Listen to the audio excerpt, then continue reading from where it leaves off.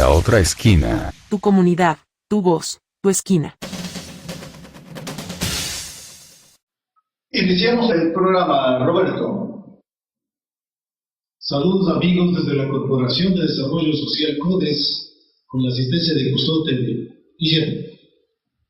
Damos la bienvenida a nuestro invitado, el señor Wilson Carrasco. Es economista de profesión con estudios superiores de cuarto nivel en Italia y Brasil. Ha trabajado en proyectos con varias organizaciones no gubernamentales extranjeras, últimamente en el Fondo de Garantía Latinoamericana, FOGAL, y en la actualidad se desempeña como consultor independiente de finanzas sociales. Por favor, sus primeras palabras. Muchas gracias, buenos días con todos, es un gusto compartir con ustedes, gracias a la invitación de CODES, por esta iniciativa muy importante que va en beneficio de la ciudad de Riobamba, del cantón, de la provincia. Creo que es la mejor manera de aportar a la construcción de una nueva sociedad. Para iniciar vamos a dar todo lo que consideramos el contexto, ¿no? El Parque Industrial de Riobamba, su impacto económico y un análisis que nos va a brindar el economista. El Parque Industrial de Riobamba se crea en 1976 bajo la figura de una empresa mixta con la denominación de Inversiones Productivas Riobamba, INPRIO-SEN, con aportes de terreno e infraestructura por parte del municipio de Riobamba y la prefectura de Chimborazo, con un área de 400.000 metros cuadrados en el sector sur de la ciudad. Su impulsor fue el doctor Edelberto Bonilla, en el tiempo en que se hablaba de un cambio hacia la industrialización del país. De tal forma que casi de manera paralela se crean los parques industriales de Ambato y Cuenca. En los primeros años se afincaron varias empresas medianas, como Prolac, Tubacec, Penerías, confecciones de ropa, metal mecánica, entre otras. Se podría decir que el parque nació con una visión prometedora para generar actividades productivas. Durante el periodo comprendido entre 1976 y 2000, se generan una serie de eventos que, en el decir de los empresarios asentados en el parque, fueron de índole administrativo y de gestión, pues muchos de los gerentes que pasaron no entendieron el papel que jugaba en su posicionamiento y crecimiento. A esto se suma que el municipio y prefectura ofrecieron muy poco apoyo institucional sin emitir ordenanzas que incentiven la inversión, peor aún políticas públicas para motivar, atraer y retener capitales e industrias, al igual que la Corporación Financiera Nacional en otorgar financiamiento de proyectos. Coadyuva a la crisis la poca formación en gestión administrativa de los gerentes y propietarios de las empresas, su afán permanente de incentivos para seguir produciendo y la exigencia de barreras arancelarias para protección industrial, es decir, siempre buscando subsidios, mas nunca ser competitivos. Poco a poco los factores se conjugaron y de igual manera los favorecidos con los espacios para las industrias fueron cerrando las empresas.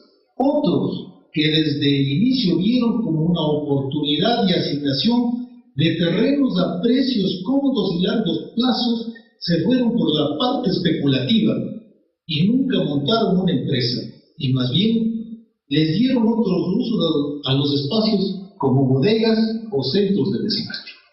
Con este contexto, nuestra pregunta, economista: ¿cómo se explica que un parque industrial que nació en 1976 con una visión prometedora para generar actividades productivas, en el año 2006 la Junta de Accionistas decide voluntariamente disolver y liquidar? Gracias, Roberto. Vale la pena poner en antecedentes y para que la ciudadanía entienda qué es un parque industrial, ¿no? Yo creo que en la época seguramente discutieron.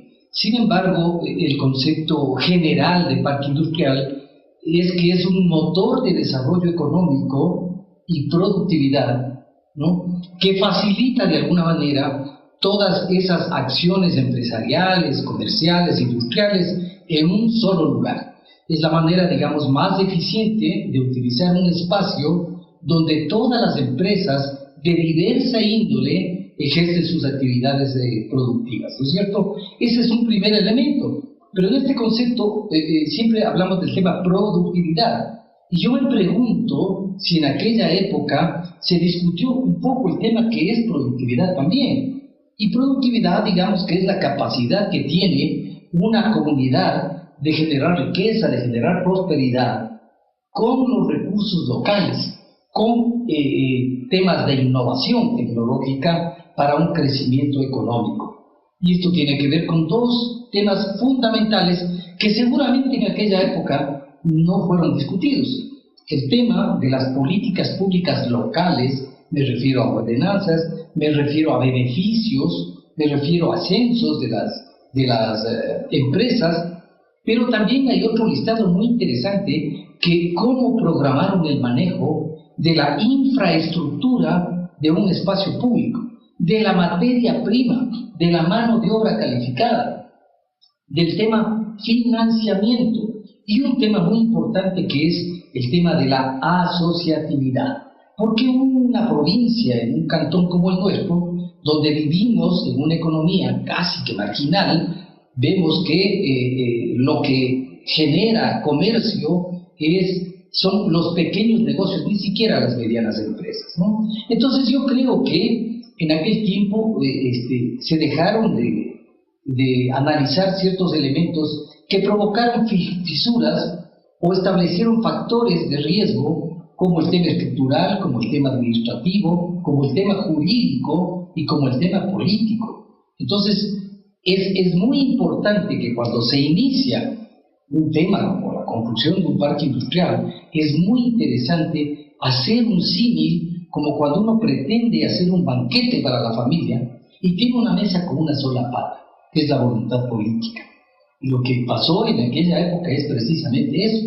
Nosotros nunca hablamos de planificación, nunca hablamos de censo, nunca hablamos de sinergias, de networking entre las empresas, entre la parte pública, entre la parte privada, entre la parte académica, que es muy importante también resaltar. Y entonces yo creo que en función de esa voluntad política y de esa decisión de otorgar 400.000 metros cuadrados en el sur de la ciudad, no fue suficiente para que esto tenga una sostenibilidad en el tiempo. Ahí se establecieron, digamos, empresas medianas como Tulacé, como Prolac, como Balan Farina, después que fue a Guayaquil, pero muchas de ellas nunca generaron sinergias, ni redes de apoyo, ni economías de escala, porque no había con quién hacerlo, ¿no? Y más allá de eso, creo que había un elemento político que se visualizaba a futuro como un negocio de interés personal. Y esa es la parte que hay que plantearlo y que hoy en día también está puesto en conocimiento de la ciudadanía, que estamos ya en manos de la Corte Nacional a efectos de ver si es posible una devolución de alguna parte de los terrenos que fraudulentamente fueron entregados a través de la Bolsa de Valores a uno de los accionistas sin ser ningún industrial y que no haya aportado realmente al tema del desarrollo de la provincia. Muchas gracias, muy interesante. Me nace igualmente una nueva inquietud en ese sentido. ¿Juega en algo la básica formación profesional en el manejo empresarial por parte de los propietarios y gerentes de las empresas asentadas en el parque para su caída? En un mundo competitivo, porque no es actualmente competitivo, sino esto ya viene con todo un arrastre histórico, ¿sí? Y contando adicionalmente con universidades que ofertan formación en manejo de empresas. ¿Tú qué opinas a este respecto? Finalmente, decía hace algún momento que la parte de la academia es un punto que hay que tocarlo y hay que hablarlo frontalmente.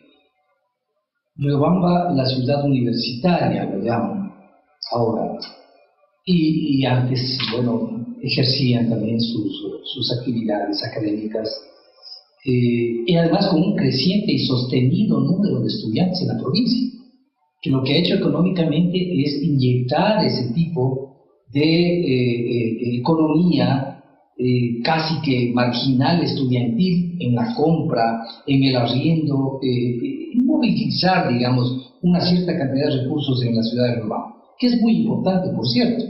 Sin embargo, la academia, en mi criterio, tiene un rol que va muchísimo más allá. Hay varios ejemplos, afortunadamente he estado trabajando en varios países de América Latina, y la academia, lo que llamamos nosotros aquí, o lo que se llama la academia, el vínculo con la comunidad, tiene algo similar en otras universidades, pero con indicadores que definitivamente ponen sobre la mesa el efecto que tiene el papel y el rol de las universidades en la comunidad, en el territorio. Yo me pregunto si existen carreras direccionadas hacia los microempresarios, si hay carreras técnicas, si hay primeramente un banco de datos, si hay censos, si hay necesidades, si hay encuestas. No existe absolutamente nada de esto en la ciudad. Yo creo que el vínculo de la academia con la comunidad, en este sentido, estimados amigos, le queda debiendo a la ciudad. En el 2016 se hizo un convenio, un intento, y el único, creo yo, ¿no?, de acercamiento entre el CEPIP, que es la Corporación de Empresarios del Parque Industrial, con la Universidad Nacional de Chimborazo, para efectos de que los estudiantes realicen sus prácticas profesionales en las empresas del Parque Industrial, en las industrias. Pero si nos ponemos a ver qué industrias hay y cuál era el sistema que utilizaban para realizar este convenio, vemos que no hay indicadores en lo absoluto de algún beneficio de inventario frente a esta propuesta, que inicialmente me parece válida. O sea, un tema de cooperación interinstitucional entre las universidades y las industrias me parece interesante. Sin embargo, esto se diluyó, porque primero ya no teníamos industrias, ya no existían, y luego no existía una ruta realmente de lo que iban a hacer estos estudiantes en sus prácticas profesionales. Las limitaciones y el tipo de industrias que nosotros todavía mantenemos, digamos, en un parque industrial totalmente desarmado y que ya legalmente no existe, ¿no es cierto?, a través de la disolución y liquidación del año 2009, creo que ya eso debe retomarse, y esto es un aviso para la academia. Aquí vale la pena hacer una acotación. La Universidad Nacional del Chimborazo tiene un observatorio económico y emite un boletín económico cada trimestre, me parece, pero que ese boletín económico necesita tener varias especificaciones para que funcione. Me parece una herramienta muy válida, no solamente para las empresas, pero también para las instituciones de gobiernos locales. Tiene que ser un boletín con cifras exactas, tiene que ser un boletín que sea dirigido, o sea, ¿a quién voy a dirigir esta información económica? ¿No es cierto? Donde estén indicadores, por ejemplo, el nivel de confianza empresarial. ¿Qué pasó hace 5 años? ¿Cómo se ha ido movilizando esa confianza empresarial a través del tiempo? ¿No es cierto? Y que le pueda servir a alguna organización. Tiene que ser útil y tiene que ser dirigida. ¿A quién voy a dirigir? Entonces, a mí me parece, y lo he dicho en varias ocasiones, que este boletín, más allá de ser una iniciativa interesante, debe ser una iniciativa que debe ser perfeccionada en el tiempo y debe ser utilizada justamente para este tipo de, no solamente gobiernos locales, para que tomen decisiones, pero también para este pensamiento, esta nueva idea, esta nueva iniciativa de pensar en un nuevo parque industrial. No sé si aquí en la misma ciudad de Riobamba o fuera de él. Vamos a hablar acerca de la etapa más crítica y controversial. El cierre mayor de empresas se da en el año 2000-2019. Muchas de ellas aducían bajos ingresos, poco financiamiento para proyectos y ningún incentivo fiscal. Hay que puntualizar un abono adicional. En el 2000, el Ministerio de Industrias y la CFM vendieron sus paquetes accionarios a precios y irrisorios, si me escuchan, a precios irrisorios, a un ciudadano que no era industrial, con lo que se desvió el enfoque del parque industrial hacia la especulación inmobiliaria y hacia la migración de empresas a otros sectores de la ciudad, con todo el conflicto que conlleva este movimiento, por ser espacio no adecuado para ese efecto. Desde el 2000 en adelante arranca una serie de eventos orientados hacia la privatización que se concreta en el año 2006, con la venta del paquete accionario al señor Enrique Colcha Arevalo, hasta llegar al año 2009, en el que la Junta de Accionistas, que representa el 92%, decide disolver y liquidar voluntariamente la empresa, y que conlleva hacia una serie de reclamos legales entre cortes de justicia. Economista Wilson Carrasco, es entendible que los entes estatales que aportan a la creación del parque nunca produjeron un ecosistema favorable para atraer, retener e invertir capitales en el cantón y la provincia.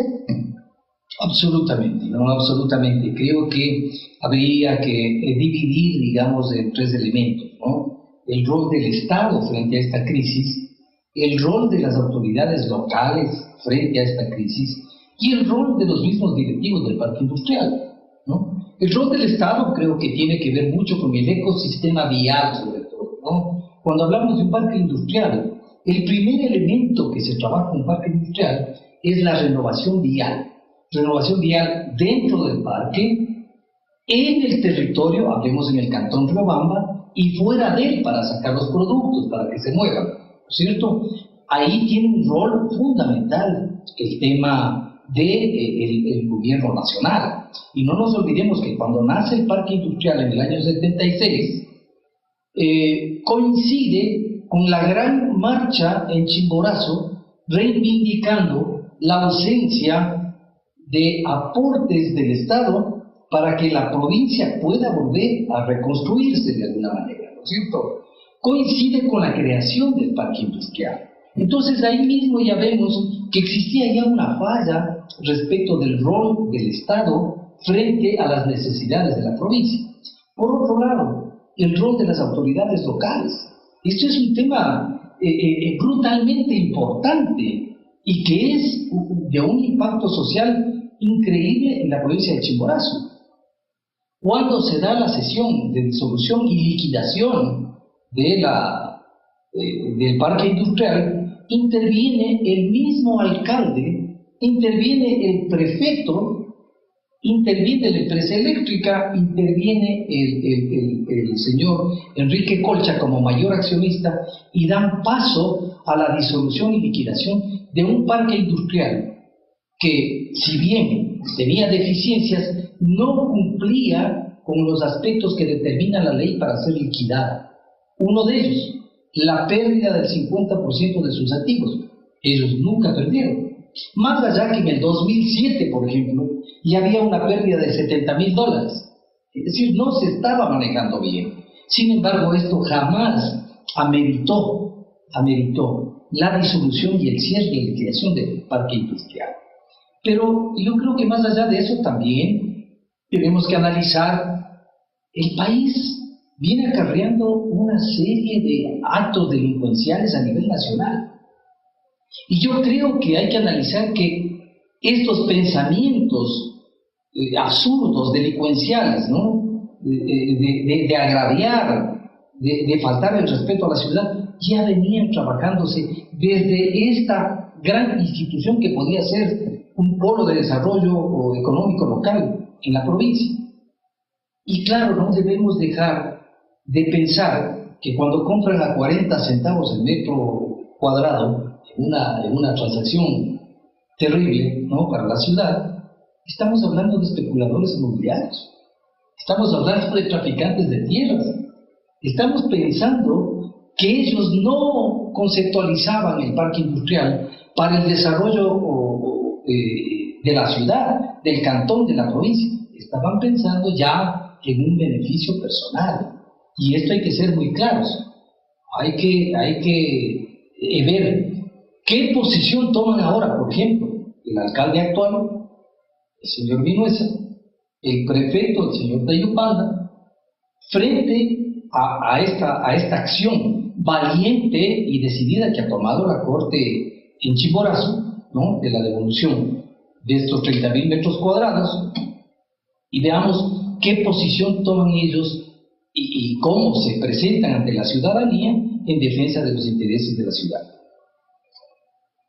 Se podría decir, economista, que existe esa influencia de ese espíritu especulativo inmobiliario que escucho que es hasta cierto punto delincuencial, con complicidad del poder burocrático y político. Totalmente, totalmente. Yo creo que estamos atravesando una pérdida permanente y sostenida de valores, de ética, de respeto, de moral en el país. Y yo creo que más allá del país debemos mirarnos nosotros como riobambeños. Aquí se están dando cosas increíbles y yo simplemente quiero hacer una comparación que puede ser hasta ridícula, pero que nos deja al descubierto totalmente. Ambato tiene 3 parques industriales. Suman entre los 3 parques 120 hectáreas. Están alrededor ya de 180 empresas, ¿no?, que están ubicadas fuera de la ciudad. O sea, tienen una visión de largo plazo muy interesante y además tienen una articulación, una sinergia, ¿no es cierto?, entre las autoridades, entre el sector privado y las autoridades. ¿Cómo podemos comparar que allá, por ejemplo, en Ambato, una ciudad que está a 40 minutos de aquí, comparar con lo que está pasando acá en Chimborazo? Lo que pasa es que acá hay una falta total de liderazgo. Aquí nadie lidera y toma la batuta. Hablamos de la ciudad universitaria, pero las universidades persiguen lo suyo. Están más preocupados en el tema del populismo académico porque tienen que ser reelectos, porque tienen que buscar nuevos candidatos. Están preocupados con eso en lugar de articular acciones conjuntas con la alcaldía, con la prefectura, con la gobernación, para poner un punto final a esta escalada delincuencial, ¿no es cierto?, que en este caso se ha tomado y ha destruido el parque industrial, el único parque industrial que pintaba de alguna manera bien, si es que se sabía manejar dentro de los aspectos de planificación, como dice la teoría, digamos, ¿no? Resumiendo y al escuchar sus palabras, podríamos decir que existe una gestión sin visión de futuro de casi todas las entidades públicas. Una venta de activos, llamamos privadas, no productivas, a precios orientados hacia la especulación inmobiliaria. Un cambio de uso del suelo de la industria hacia bodegas. Poco apoyo financiero a proyectos productivos de largo plazo. Suma de crisis macroeconómicas que se complican mayormente con la pandemia, que eso también debe haber influido notablemente en su liquidación y en su muerte. Le consulto, ¿cuál es el impacto de la disolución y liquidación de la empresa mixta Parque Industrial de Riobamba en cuanto ya específicamente en producción, empleo, caída del poder adquisitivo de la población afectada directa e indirectamente? Por favor. Es un proyecto o una iniciativa que en el transcurso de la primera etapa de desarrollo de un parque industrial, ¿no es cierto?, ya estaba casi muriendo por inanición. Si no se hicieron los trabajos que debían. Y obviamente que cuando no crece un parque industrial, cuando no llega a alcanzar los resultados que determinan el concepto del parque industrial, es decir, el desarrollo económico, la productividad, el manejo de la infraestructura, el manejo de la materia prima, de la mano de obra, del financiamiento, en fin, eso va a generar efectivamente un impacto. Si Riobamba de por sí ya ha perdido espacio en el contexto zonal de la zona Sierra Centro, estamos hablando que si nos comparamos en algunos indicadores y datos sacados por el mismo Boletín Económico de la Universidad Nacional de Chimborazo, apenas el 42% de la población en Chimborazo tiene acceso al agua potable. El 66,2% de la población al cierre del 2024 no tiene empleo pleno. Los más altos índices de pobreza en la zona 3 del Ecuador. Es decir, si antes nosotros competíamos con Ambato o queríamos reflejarnos en lo que es Ambato, pues ahora estamos preocupados porque esos indicadores de empleo, de pérdida de productividad, de competitividad, de confianza para generar que la inversión privada venga a la provincia, estamos preocupados con lo que hace Cotopaxi, estamos preocupados con lo que pasa en Bolívar. Bolívar acaba de renovar su centro histórico y los indicadores de turismo que están yendo, por ejemplo, para Bolívar, es mucho más importante de lo que está pasando acá.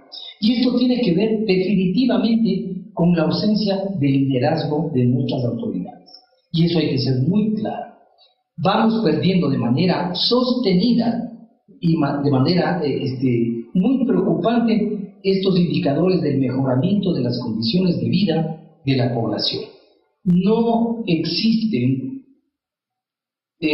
propuestas claras en una alcaldía que acaba de terminar ya su segundo año, vamos ya camino al tercer año, y no tenemos absolutamente ninguna propuesta relevante para la provincia. La provincia, el cantón de Riobamba específicamente, ha adolecido durante 5 décadas de una migración secuencial. No nos olvidemos, sin que esto sea peyorativo en lo absoluto, la migración de las parroquias rurales de los cantones hacia el polo urbano. Y esto tiene que ver también, o genera un gran impacto en la casi desaparición a futuro del tema agropecuario en Chimborazo. No hay quien trabaje el campo, ya no hay. Pero esto tiene que ver, y ahí sí, una responsabilidad directa de los gobiernos de turno que no se han dado cuenta de que sus instituciones públicas, como el MAGAB, como la banca pública para el tema de financiamiento, Banco de Fomento, ahora Banecuador, y otras instituciones como la CONAFIPS, como Agrocalidad, en fin, el IEPS, por ejemplo, no han cumplido sus funciones para el tema de la detención, de alguna manera, en la velocidad de la migración del campo a la ciudad.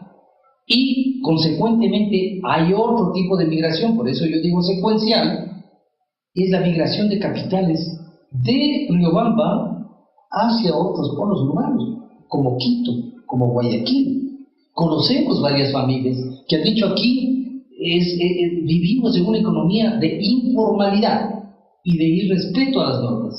Prefiero tener mi dinero e impulsar mi negocio en otra provincia. De tal manera que es evidente el impacto, estimado Roberto, de una iniciativa que casi murió al nacer, porque la constitución misma de sus socios permitieron que no tengan un manejo técnico planificado, donde se hable, por ejemplo, del famoso PUX, el plan de uso y gestión del suelo, lo que hacen en Ambato, por ejemplo, ¿no? Se adecúan esos planes hacia el crecimiento de los parques industriales. Están por terminar ahora el parque del Calzado, donde por lo menos 15 empresas utilizarán alrededor de 2 hectáreas para la transformación. ¿Qué pasa en León? Liderazgo. ¿Qué pasa con la academia? Liderazgo. Sinergias, networking, ayuda, articulación. Sentémonos en una mesa de servicios entre todos para resolver los problemas que aquejan a la ciudad y resolver el tema del parque industrial, evidentemente. Hay una propuesta que alguien está hablando del parque industrial ubicado en el sector de San Juan. A mí me parece interesante, digamos, una idea que ha sido lanzada. Que un parque industrial también debe tener un espacio que esté ya fuera del sector urbano, ¿no? Pero hasta ahí llegamos. nosotros somos muy buenos para lanzar noticias y dejarlas que ahí se mueran. Entonces hace falta que nos sentemos en un gran comité de salvataje de la provincia de Chimborazo, y en particular, si es que hablamos del parque industrial, un comité de venta de beneficios y bondades que Chimborazo les ofrece a los inversionistas nacionales, a los inversionistas extranjeros. Para esto tenemos que solucionar el tema vial, el tema del plan de uso y gestión de suelo, ¿no? La ley de regulación, donde hayan beneficios tributarios, donde hayan otros beneficios de servicios públicos hacia las empresas. En fin, tenemos mucho por recorrer. Sin embargo, creo que es importante que este ejercicio que se está haciendo esta mañana provoque la discusión en todos los integrantes, en todos los miembros que están encargados de trabajar esta temática. Muy interesantes las respuestas. Me permitiría complementar con algunas cosas adicionales. Hay un estudio de la post-COVID de la SPOCH en cuanto a lo que se produjo como impacto en empleo y producción. El 53% de las empresas no pudieron afrontar la crisis. Las empresas cayeron en sus ingresos en el 70%. Casi todas llegaron a despedir al 100% de los empleados. Existe indudablemente una caída del empleo industrial formal. Las puertas están cerradas para la empleabilidad joven. Chimborazo, como tú lo expresaste ya muy claramente, en la zona 3 cayó en producción. Ocupaba el segundo lugar después de Tungurahua. Hoy peleamos por el tercer puesto. La caída industrial afectó la demanda de insumos y productos en el sector logístico. Se siente en la ciudad y en la provincia una disminución del poder adquisitivo de la población y consecuentemente también en el comercio de fondo. ¿Qué hacer frente a esta situación? ¿Cuáles serían las sugerencias para afrontar la problemática desencadenada económica? Yo creo que hay varios elementos que hemos ido tocando en el transcurso de la entrevista. A mí me parece muy interesante que las instituciones que estoy convocando, digamos, a esta gran mesa de servicios de salvataje de un parque industrial como un motor de desarrollo económico y productividad, que ese es el elemento fundamental, así debe pensarse, ¿no es cierto? Que este es un motor de desarrollo económico local y productividad para Chimborazo. Deben sentarse para trabajar varios ejes, varios sectores. Y hemos hablado, hay que trabajar en el tema estructural, hay que poner las 4 patas de la mesa para poder trabajar sobre aquello.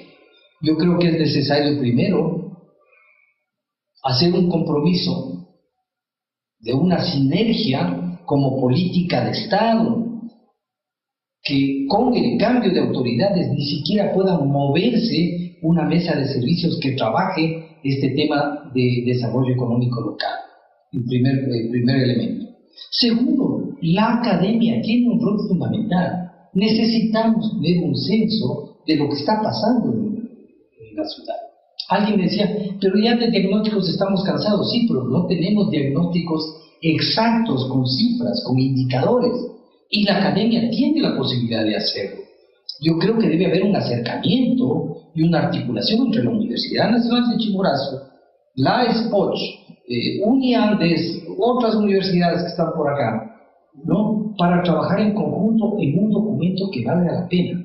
A partir de eso sí necesitamos trabajar en el seguimiento del tema vial, que es lo que está pasando, por ejemplo, con la carretera Valvanera-Comandán, si ya está firmado el convenio, cuándo inician los trabajos, qué pasa con la carretera esta del Luapambato, que yo creo que quedará ahí. Pero hay otras responsabilidades de los gobiernos provinciales también. Si estamos hablando de que un parque industrial puede ser potencialmente generoso para el desarrollo de la agroindustria en Chimborazo, me parece que la prefectura de Chimborazo debe también hacer su parte con la renovación vial en este sentido. Necesitamos hacer una ley o reformar una ley que genere tributos y beneficios y que sea realmente llamativa, ¿no? Que genere confianza para atraer capitales de afuera. Necesitamos crear un comité, si es que cabe el término, que haga lobby fuera de la ciudad, y hablo de capitales nacionales, pero hablo capitales internacionales. Y yo no voy a hablar de la cooperación internacional, porque la cooperación internacional no va a entrar en este plano, pero sí puede financiar el conocimiento de algunas experiencias exitosas similares en Latinoamérica, por ejemplo, ¿no? Parques industriales que han sido destruidos y que han sido reconstruidos, ¿no? Hay que hacer este ejercicio. Finalmente, yo creo que el tema del municipio en el plan de uso y gestión de suelo tiene que ir acorde a las necesidades de un parque industrial. Finalmente, yo creo que los estudios de factibilidad, trabajar desde la práctica de la planificación es fundamental. Nosotros adolecemos en el tema de evaluación de resultados. Podemos planificar, pero cuando hablamos de indicadores, de resultados en la práctica, disfrazamos esos resultados, esos indicadores. Por ejemplo, dicen, el parque industrial, por decir, en el año 2002 firmó 20 convenios de cooperación interinstitucional. Yo me pregunto si esos 20 convenios puede llamarse un indicador realmente. Yo creo que no.